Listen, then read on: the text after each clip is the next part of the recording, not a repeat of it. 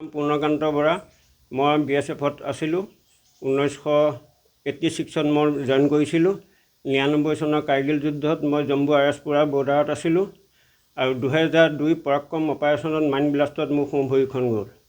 বৰ্তমান দেশৰ যিটো পহেলগামৰ যিটো বৰ্বৰতা উগ্ৰবাদীয়ে কৰিলে সেইটোত আমি প্ৰাক্তন সৈনিক হিচাপে বহুতেই দুখী।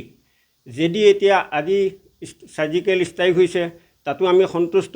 আমাৰ দেশে যে ইমান ভালমতে সাৰ্জিকেল ষ্ট্ৰাইক কৰি আহি নিজৰ থানত আহিল। ঠিক ভাৰত চৰকাৰে যদি এতিয়াও বিচাৰে মই প্ৰাক্তন সৈনিক হিচাপে মই এতিয়াও ভাৰত চৰকাৰৰ লগত যুঁজ দিবৰ কাৰণে ৰেডি আছোঁ। তেখেতসকলে বিচাৰিলে মই এতিয়াও এখন ভৰিয়েই পাকিস্তানৰ বিৰুদ্ধে যুদ্ধ কৰিবলৈ সাজু আছোঁ। পূৰ্ণকান্ত বৰা মই BSFত আছিলোঁ 1986 চন মই জইন কৰিছিলোঁ 99 চনৰ কাৰ্গিল যুদ্ধত মই জম্মু আৰএছপুৰা বৰ্ডাৰত আছিলোঁ আৰু 2002 পৰাক্ৰম অপাৰেশ্যনত মাইন ব্লাষ্টত মোৰ সোঁ ভৰিখন গ'ল। বৰ্তমান দেশৰ যিটো পহেলগামৰ যিটো বৰ্বৰতা উগ্ৰবাদীয়ে কৰিলে সেইটোত আমি প্ৰাক্তন সৈনিক হিচাপে বহুতেই দুখী।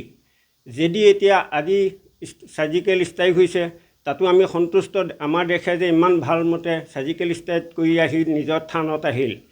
ঠিক ভাৰত চৰকাৰে যদি এতিয়াও বিচাৰে মই প্ৰাক্তন সৈনিক হিচাপে মই এতিয়াও ভাৰত চৰকাৰৰ লগত যুঁজ দিবৰ কাৰণে ৰেডি আছোঁ। তেখেতসকলে বিচাৰিলে মই এতিয়াও এখন ভৰিয়েই পাকিস্তানৰ বিৰুদ্ধে যুদ্ধ কৰিবলৈ সাজু আছোঁ। পূৰ্ণকান্ত বৰা মই BSFত আছিলোঁ 1986 চন মই জইন কৰিছিলোঁ 99 চনৰ কাৰ্গিল যুদ্ধত মই জম্মু আৰএছপুৰা বৰ্ডাৰত আছিলোঁ আৰু 2002 পৰাক্ৰম অপাৰেশ্যনত মাইন ব্লাষ্টত মোৰ সোঁ ভৰিখন গ'ল। বৰ্তমান দেশৰ যিটো পহেলগামৰ যিটো বৰ্বৰতা উগ্ৰবাদীয়ে কৰিলে সেইটোত আমি প্ৰাক্তন সৈনিক হিচাপে বহুতেই দুখী। যদি এতিয়া আজি সাৰ্জিকেল ষ্ট্ৰাইক হৈছে তাতো আমি সন্তুষ্ট। আমাৰ দেশে যে ইমান ভালমতে সাৰ্জিকেল ষ্ট্ৰাইক কৰি আহি নিজৰ থানত আহিল। ঠিক ভাৰত চৰকাৰে যদি এতিয়াও বিচাৰে মই প্ৰাক্তন সৈনিক হিচাপে মই এতিয়াও ভাৰত চৰকাৰৰ লগত যুঁজ দিবৰ কাৰণে ৰেডি আছোঁ। তেখেতসকলে বিচাৰিলে মই এতিয়াও এখন ভৰিয়েই পাকিস্তানৰ বিৰুদ্ধে যুদ্ধ কৰিবলৈ সাজু আছোঁ।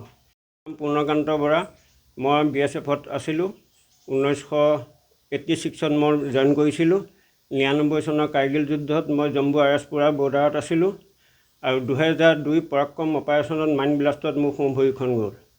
বৰ্তমান দেশৰ যিটো পহেলগামৰ যিটো বৰ্বৰতা উগ্ৰবাদীয়ে কৰিলে সেইটোত আমি প্ৰাক্তন সৈনিক হিচাপে বহুতেই দুখী।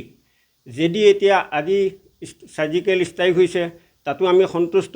আমাৰ দেশে যে ইমান ভালমতে সাৰ্জিকেল ষ্ট্ৰাইক কৰি আহি নিজৰ থানত আহিল।